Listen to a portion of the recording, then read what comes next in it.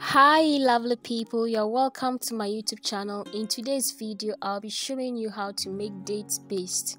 Date paste is a healthy option for sugar, and once you have dates you can make some date paste. It's very easy to make, so let's get right into the video. I'll be making use of 2 cups of dry dates. As you can hear, the sound is very dry, so I'll have to crush this open in order to take out the seeds. If yours is not very dry, you can simply use a knife to cut it open and take out the seed. After taking out the seeds, these are the seeds and these are the dates without the seeds. I'll wash the date 2 times to make sure it's clean.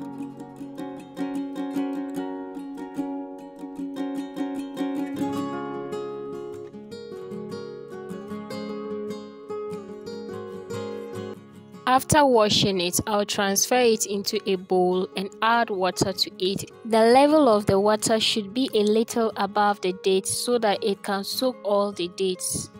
I'll cover this and leave it to rest for about 5 hours. After about 5 to 6 hours, this is how the dates looks like. It's very soaked and it has become very soft. I will now transfer the dates with the water that was used to soak it into a blender. If the water you used to soak the date is more, please do not add all into the blender because we do not want our date paste to be runny. So we'll blend this into a fine paste and we have our date paste. This is a healthy option for sugar. For storage, please transfer into an airtight container and then place it in the refrigerator for about 1 to 2 months. This can be stored in the fridge for 1 to 2 months without getting spoiled.